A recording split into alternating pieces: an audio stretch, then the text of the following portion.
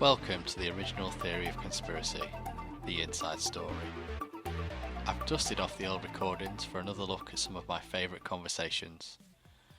I've also added fun facts, retrospective thoughts, as well as some insider knowledge on how we create each episode.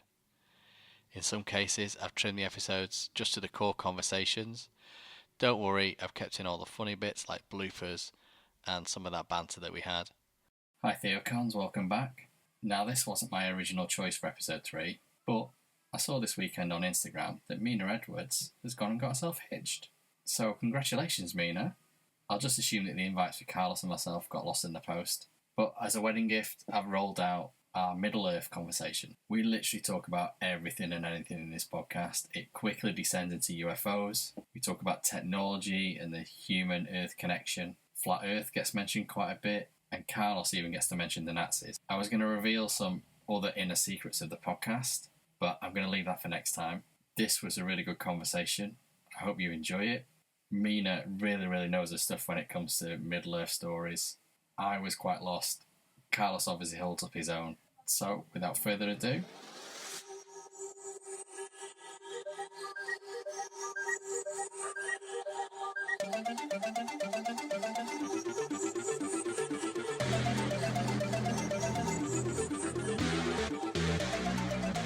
Welcome to Theory of Conspiracy.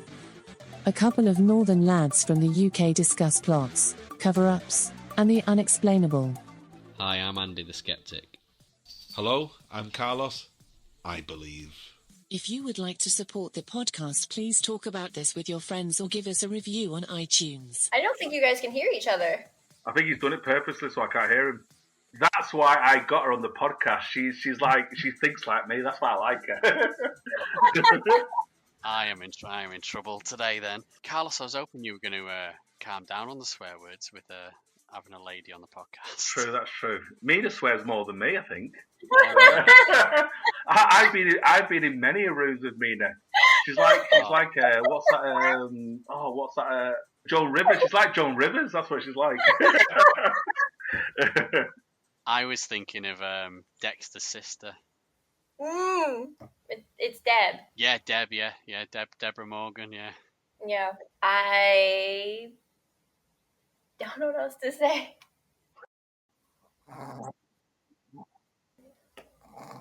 Mina, by the way, have you got a snoring dog? I do. I'm gonna leave that in the podcast because she makes pig-like noises. It's really weird. I'm gonna leave that in the podcast just in case any of them come through in the edit. I'll take 60 million. I'll shut up. Where do I sign?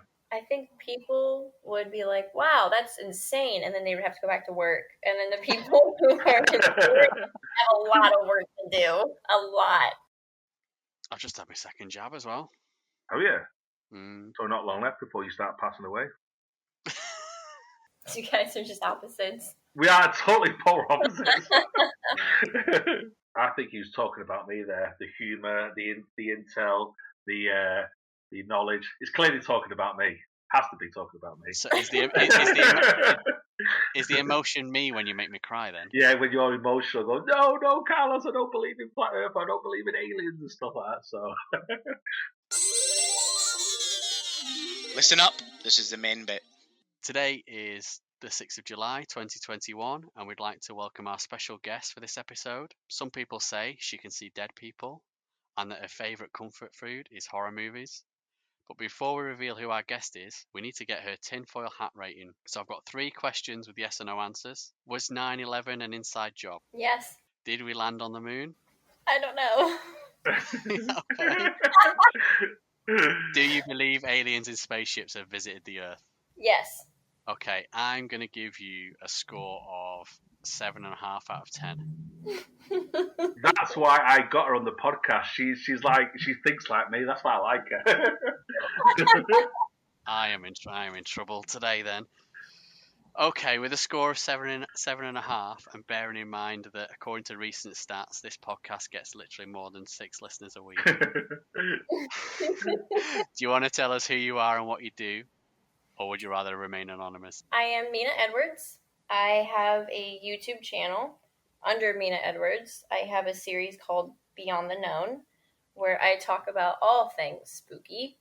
That includes ghosts, cryptids, conspiracy theories, the works. And before I carry on, I'm just going to say right now that it's great to have our first American on the podcast, our first female guest on the podcast. I think it's going to be a really different dynamic. It might sort out Carlos's potty mouth. We might be able to get a podcast out that's not explicit and get a whole new younger generation listening, but I doubt it. So. I do swear a bit, so I apologise in advance. But hey ho. Yeah. Mina, thanks for joining us. Can you tell us something interesting about yourself that maybe only one or a few people know about you? Well, I might be related to Henry VIII. Wow.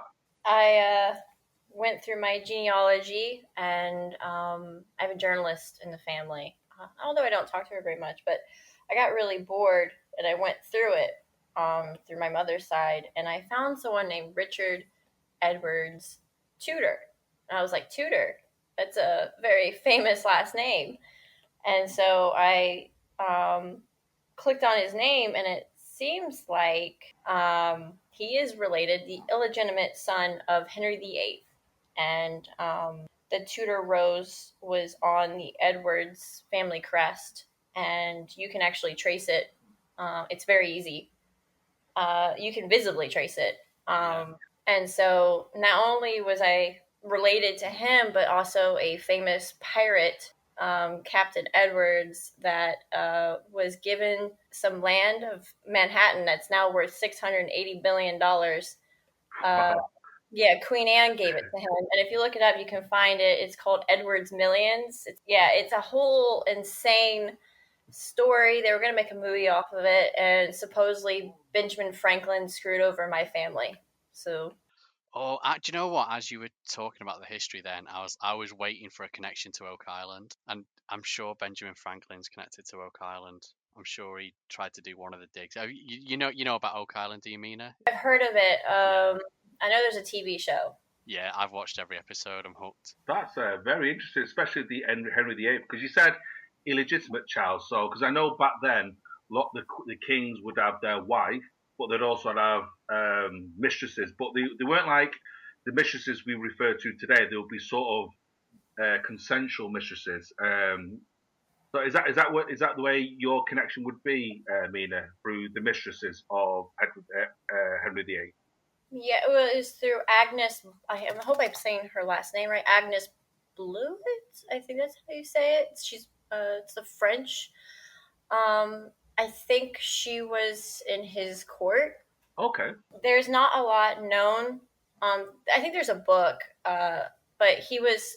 So what's interesting about Richard Edwards Tudor is that he was given a very good education back then. Yeah. So that means that Henry VIII definitely paid for it, and that he was a famous poet back then. You can find his poetry on YouTube. He was friends, well, I guess, Queen Elizabeth, that was his sister, and they were very nice to each other. So it's definitely very interesting. So I don't think there's any bad blood there. So not only are you the first American or the first female, you are the first royal to be on the podcast. So I best be on my best behaviour. That all sounds to me very Game of Thronesy. Yeah. So cool. Okay, let's get on to the topic of the podcast, which is Hollow Earth. I think you two are probably going to have me over a barrel, although I do have something to throw back at you, but I'm going to let you two kick this off.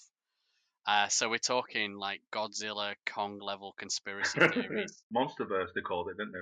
Go on, take it away, guys. So obviously, Mina, because obviously when I spoke to you, because you said it's one of the subjects you find quite interesting because you had some kind of, I won't say family links, but family name links to a certain person. I'll let you go into that. But what's your interpretation, or what do you think Hollow Earth is, or what do you think it is?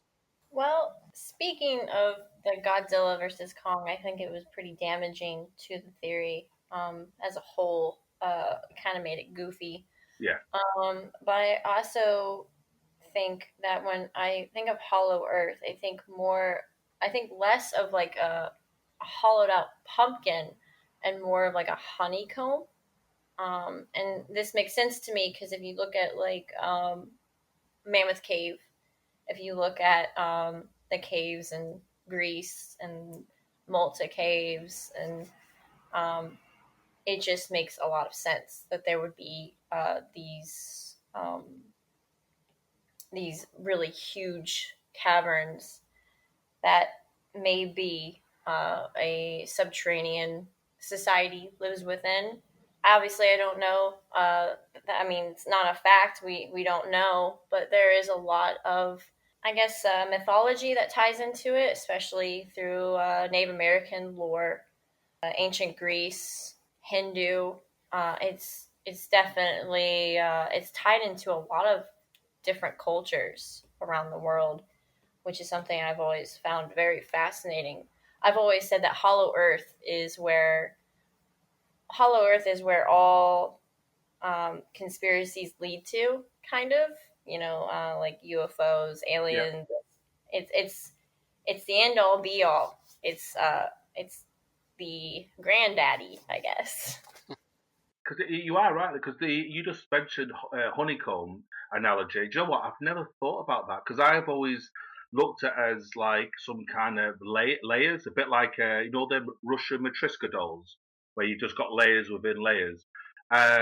You just said the word honeycomb. I thought, do you know what? That could work. Sort of like cave systems and different depths, different species of life. And you are right because it's sort of I think the person who sort of did give it some kind of credence was Edmund Haley. I remember from reading him many years ago, and that's the Haley comet. He's the one who originally spoke about in the 17th century, spoke about Hollow Earth, and that's where it really sort of, yeah, a lot of people obviously debunked him and tried to say X, Y, Z, but it's like you just said, Mina, there, people have not been able to prove or disprove things. It's just been one of them myths which is go out throughout the centuries. But I think Edmund Haley did sort of bring it mainstream, I should say, and that's where it's been steady within our sort of the way we tell our stories or the way science has evolved and stuff like that. I like that. So, but you said you are right in one thing. One thing is when it comes to things like UFOs, for example. UFOs have always had that kind of link with Hollow Earth. Where do they come? Where do they reside? Where do they visit? So, what's have you had any? Have you read any literature on the way Hollow Earth and UFOs have been interlinked, or the way their stories have melded together? Well, there was sightings of UFOs literally diving into volcanoes, which I thought was interesting. Almost like they're stealing the volcano's energy, or they're using, and this also ties into, I believe Lou Elizondo was saying that a lot of crafts were seen above water and diving into the water where they would completely lose them. Yes, that's true. Yes, and that was something that is something that they're currently looking into, and I know a lot of cases they have seen. Like if you look up a lot of these UFO sightings, I mean, there was a popular one that was like filmed in 1992, I believe. And they were on a boat, and you can see a bunch of lights, and it's above the ocean, and then what's interesting in Hawaii, they actually have a Stargate, and they're I think it's on the Big Island. I hope I'm pronouncing it right. It's Hilo, I believe, and uh, the people there believe that aliens come and visit them, and it's a big place for a lot of sightings, which is interesting, and it's well protected. Um, so there are a lot of people have said that they see these UFOs coming in and out of caves. There was a YouTuber, I believe it was around Las Vegas, around where Area 51, Groom Lake, where he says that he commented on a channel, or he made videos about him hiking over there, and he was talking about how he went to there was an M-shaped cave, and that when he stepped next to, when he was close to it, his body was vibrating, and it was very bizarre, and he couldn't understand it. He wrote a comment, and of course trolls picked up on it, and they're like, well, why don't you go there? Why don't you do that? He went missing. They have not found him. He's been missing since 2013, I believe. So he goes to this cave system and he's disappeared completely. Yeah, he's gone. Have you heard of Luis Elizondo, Andy? He's in the same category as people like Nick Pope, Jeremy Corbell, and obviously Luis Elizondo does talk about crafts like Mina just said, where they just hover over oceans and then they just, like I said, they just vanish within the oceans. And obviously the sort of they've been hiding there, things like volcanoes. It's like an entrance. What about yourself, Andy? I know you're one of the skeptics. What's your take on this? Where do I start? I mean, it went quickly into the world of UFOs. So I'm going to try and stay away from the UFO bit. I hadn't heard of that guy. He doesn't ring any bells. I know the Nick Pope name and stuff like that.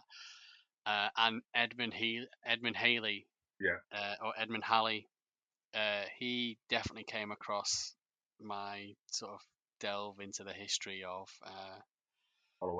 Hollow Earth. Yeah, I'm pretty sure he was one of the first, if not the first person to document it or come up with it or something like that. But there was a lot of other people around the 1700s, all quite close together, that also came up with similar theories. Going back on the, I mean, it's definitely linked to the Secret Underground Bases episode that we did. Yes. With Jonesy, because he talked about the South Pole and an underground base there. That's very interesting. Obviously, we know about, the tourist attractions, these massive caves. There's an excellent one at Gibraltar. You can actually drive under the rock at Gibraltar, and as you drive through it, there's all these little spin-off roads and stuff like that. But how deep do they go?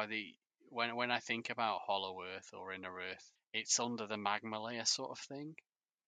It's not just like caves that we can explore as humans. And if we are just talking big caves, what's supporting life systems down there? Do you guys think there's anything living down there, other humans and stuff like that? Well, I would have about 2 or 3 years ago. I would have gone, oh shit, what do I say here? But then you look at these documentaries, they call it Extremophiles, where they see when they go down to, I think it might have been, correct me if I'm wrong, both of you, was it James Cameron who built like a little submarine which went down to Mariana Trench? Yeah. And he started seeing species of animal which don't literally, it doesn't need sunlight, it literally lives in pitch black. Yeah, no, I agree with that. There are life forms, but we're talking like microscope like life forms and stuff like that. No, but these are fishes. These are fishes what live down there. So, and also now I was reading an article on these NASA explorers where they've been excavating caves, and they found in the frozen ice the bacteria live, because I would think nothing lives in frozen ice. When you guys talked about things living within the caves, there are actual cases, stories, I guess, of people coming from, or beings coming from within the earth, such as the green children of Woolpit. And so these children came out of nowhere. Was that an English story, an old English story? That? Yeah, it's from the 12th century, and they had a green hue to their skin, and they didn't speak English, and they were very confused. They're like, "Well, I was here, and I was there, and now I'm here." And so the boy eventually died, and the girl lived on, and she actually lost the hue to her skin, but they said they came from a subterranean world, and that's not the only case. Another case was the moon-eyed people from America, and they actually they couldn't see very well, and they came from the caves. And this was in Georgia, and the Cherokee Indians actually chased them off, and they never came back. And this greatly ties into the whole missing 401 phenomena as well. A lot of people don't really connect Hollow Earth to that, but Hollow Earth, the way you would enter it is through a cave. Obviously, it seems like a lot of people, when they go missing, it's near caves. And the missing people, if you look, there's like a map. I'm not sure how accurate this is, but there is a map of missing people that correlates with the cave system. They line up almost exactly. You can find that on Google, I think. There was the Ant people from the Hopi Indians, where people from inner, I guess, cave systems or inner Earth would come out, and they had a relationship with the Native Americans there. So there are a lot of cases where things come out of the caves, people see it. This might also tie into the whole Bigfoot phenomena. Maybe we're just not looking in the right places. We're looking on the surface. We haven't really delved into the cave system. I mean, there's a whole section of the earth that we can't get to. So it's very interesting how many things really tie into the cave system. Like the Aztecs is another one. They disappeared, and the theory is they disappeared underground, and they also went above. As above, so below, kind of ordeal. There is the Sri Lanka. I don't know if you guys are familiar with the Sri Lanka Stargate. I started looking into it, and I noticed something. It looks like a map, and if you look into it, they're actually using alchemy symbols on this map, and a lot of people say it's a Stargate, but I believe, and I'm not sure, I'm not 100% on it, that it's a cave system where they show tunnels in the map, and you can, if you turn it in such a way, it actually shows the entrances to the North and the South Pole. You can Google the image. It's really easy to find. It's the Sri Lanka Stargate, and you can see that in between the lines, you'll see the symbol for Earth, and it'll show you all the tunnel systems. And it looks like a cave system under the ocean. It actually shows around it. It shows fish. And I never understood why they thought it was a Stargate since they're showing fish, but it's showing the ocean around the map. It's very interesting. Wow. I mean, it's, you're throwing a lot of information out there. I mean, I definitely feel out of my depth. Do you think just call it these beings, these sentient beings? Do you think they're just as advanced as us, or they could be more advanced than us? Because I've heard stories where the people in our Earth seem to be more benevolent, so they seem to care more about not the environment, but they seem to care more about the Earth than we do. Because I remember reading literature when we start, especially after World War II, when we started experimenting with things like nuclear bombs, the inhabitants of the inner hollow earth were not best pleased with us the way we were treating this planet. Have you read anything on that? I have, and it makes sense. Like if you are within the planet, you would want people who are on the surface to take care of it because you live here too.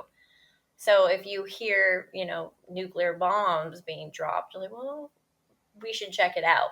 And perhaps they've had more time to really work on themselves with technology. It's really again, there's not much to pull on, but it does kind of make me wonder, like at least like their just their demeanor. There was a case by Mount Shasta where there was a man who was walking around. He was wearing a robe, and he approached two hikers, and basically he said that they had found the entrance to Lemuria, and it seems like they're more close to the earth than we are. Like we're more disconnected. Does that make Correct. sense? Yeah, Yeah, they seem to be more spiritual, more in thought with nature. yes, they're more involved with the planet, whereas we've just kind of, well, I'm here and now, like, we want to leave. But what's interesting when we want to leave is that we haven't even explored our oceans fully. Correct. What about the cave system? There's a lot that we have not explored, so it's very interesting. They want to go to Mars, but Earth is so beautiful. And there's a lot here, and there's a lot we haven't discovered. So that's just very baffling to me.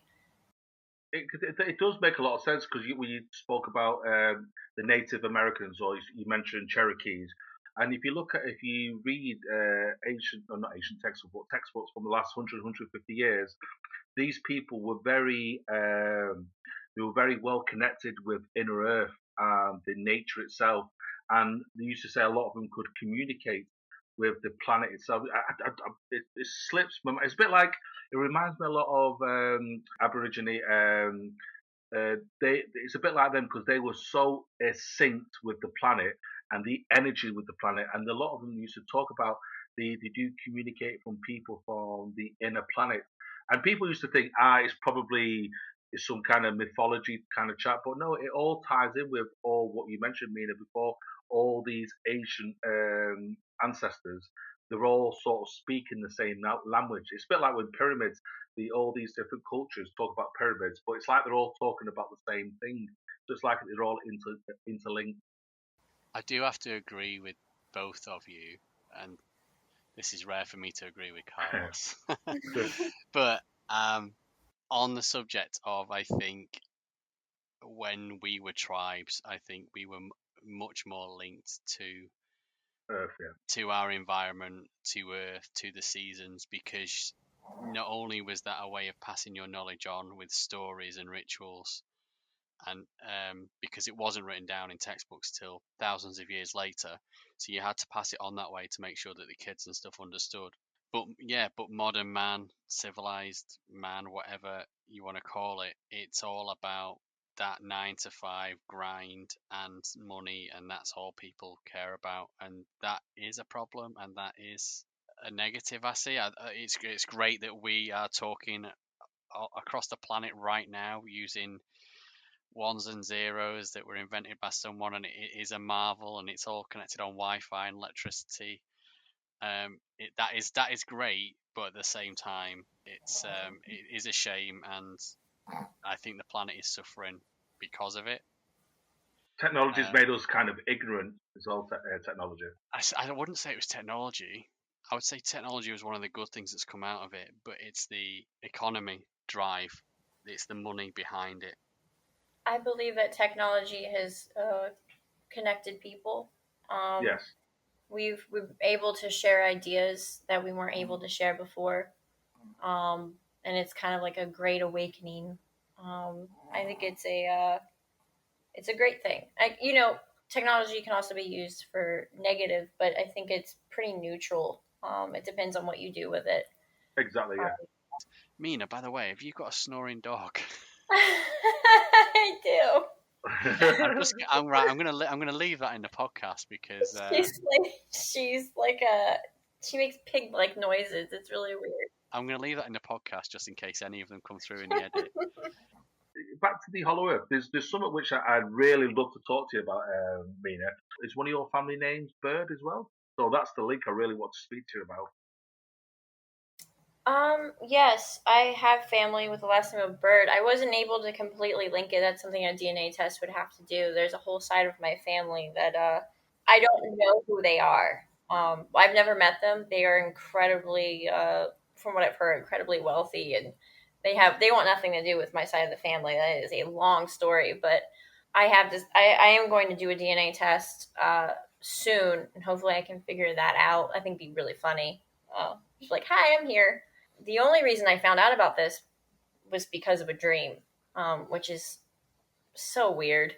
I looked into it like the day after. I look up, well, there is something on the North Pole, and um, to give you backstory, this might seem crazy. It is one of the most pivotal moments in my life, and I am still trying to figure everything out. But I had a dream that was very strange when I had just turned 18. It was February of 2010, and the dream was I was standing on something like a transparent floor or surrounded by transparent walls, and I could see clouds just whizzing by. It was very strange. Everything was moving very fast around me, and there was a voice that was in my head, and it seemed like it was actually there. Like if you experience a dream, it's kind of like turning on a TV. It's like when they talk, it's not like it's actually there. It's very muffled. It's very strange.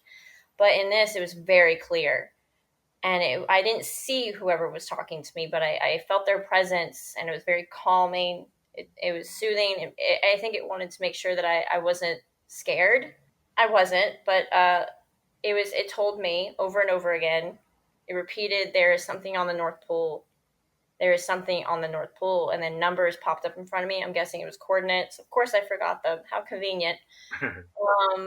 And I woke up and I was like, "What the hell was that?" That was. I could hear the damn voice just echoing in my head. It was like somebody was kneeling next to my bed and talking to me. That'd been really weird. And so I looked it up the next day. I was like, "Okay, there is something on the North Pole," and I found Admiral Byrd, and I was like, "What is this?" And it was called Hollow Earth Theory, and it had like this just a map of Hollow Earth, and I was like, I have never heard of this because I wasn't into conspiracy theories or anything back then. I was just into normal girl stuff. I was really into theater and all that stuff, and I didn't care about any of that. But I looked into it, and I was like, this is the first time I've heard of this. Pretty sure the Earth is not hollow. That's what I learned in school. So I was like, okay, that's weird, and I kind of ignored it. And then I got really into it when I started thinking more about it, and I started talking to people about it. I was very bashful because I didn't want to be I didn't want to be made fun of, as nobody does, and so it would only come up when I was drinking.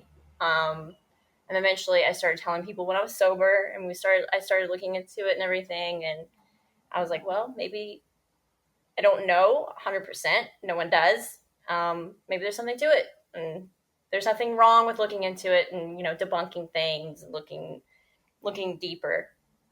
I think his journey was meant to be for 9 months, and he come back a lot earlier than that because he was practically threatened to say, "Listen, I advise you to go," because he went.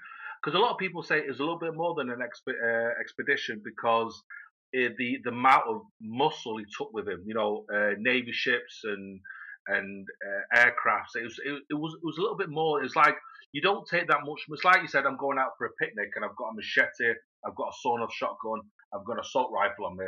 Well, I'm just going out for a picnic. Well, what are you doing at this picnic? And that's the story I found because he come back and he was a credible. It's not these. He wasn't one of these like crazy guys. He was very credible, and that's the birth of. Because a lot of them said that's when it started going crazy with the links with the Nazis, because I know it's a totally different subject, but it'll tie in massively with Operation Paperclip when the Americans took all the great scientists from World War II. Wernher von Braun was a prize asset, took them to America, and they was the birth of NASA. So have you come across any links with the Nazis and Hollow Earth, I should say, and Richard E. Byrd?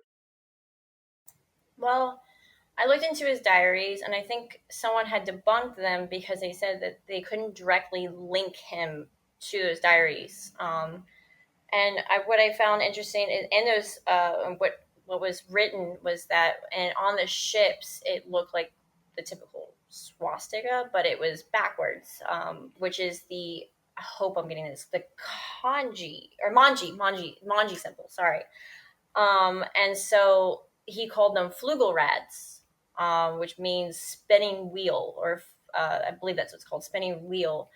That was always really interesting to me, but I don't know if I don't think it was ever based on I don't think those diaries were ever based on what he actually experienced.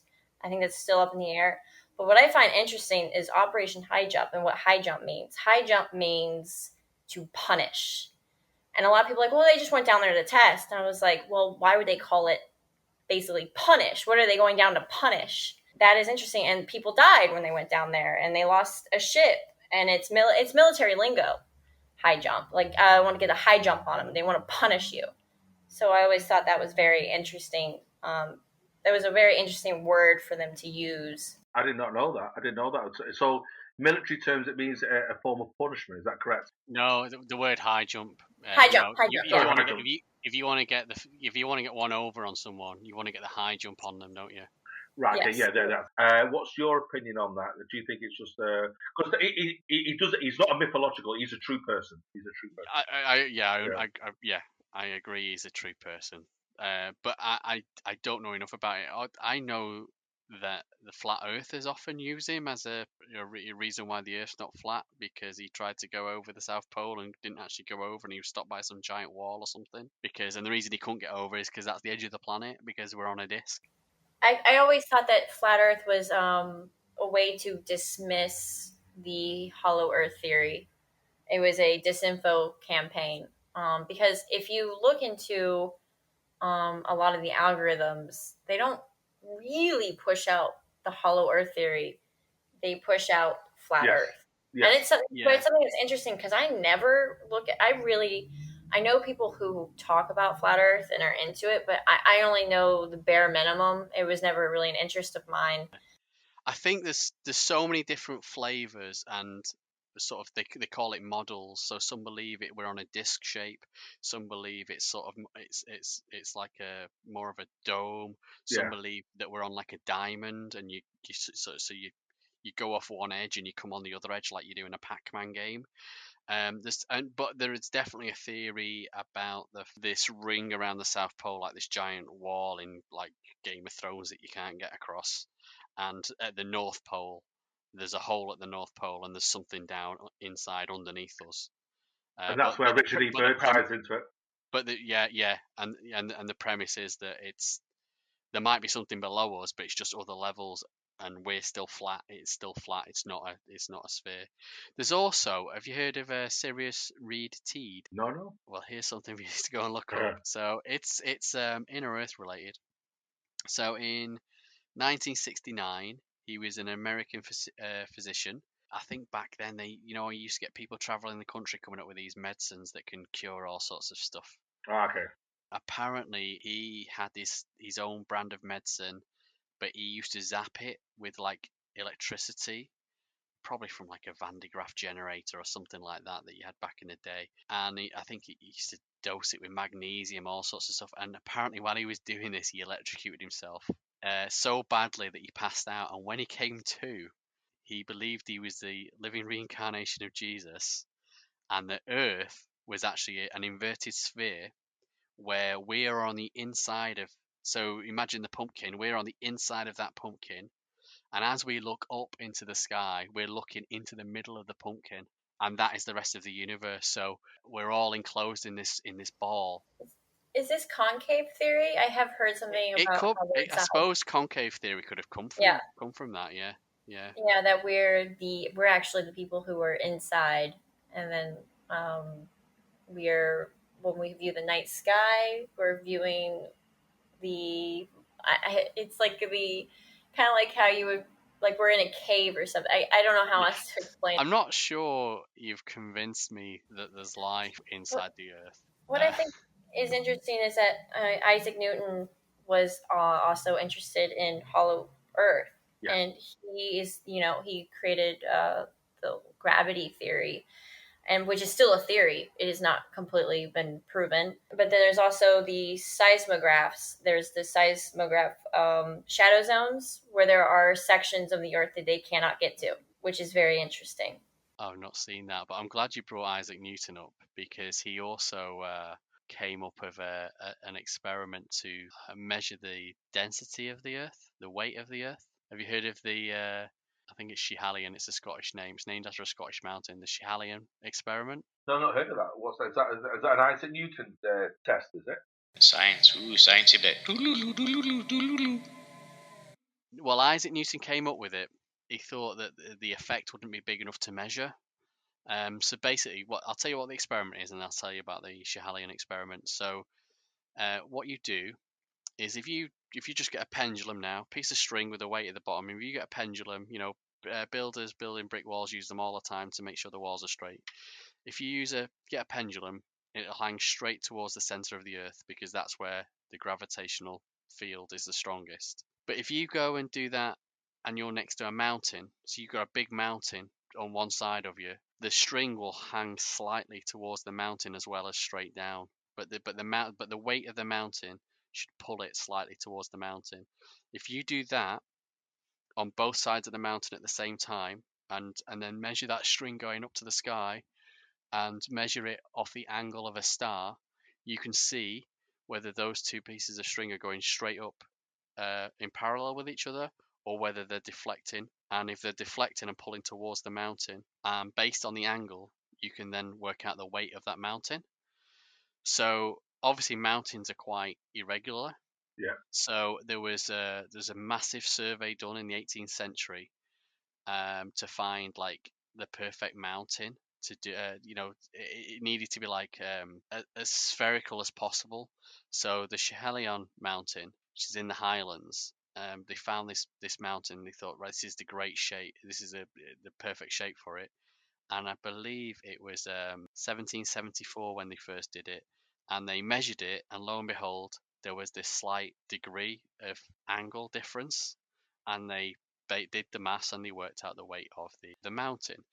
Based on that, you could then go to any 2 points on Earth and do the same experiment, line it up with the same star at the same time, and that degrees of pendulum would give you the average density of the Earth. And so they did that calculation. They went, okay, well, if we know it's this dense, then there's not enough room for the Earth to be hollow. So they also repeated this experiment in the Cavendish experiment. I'm not sure if that was named after a person or whether it was named after another mountain.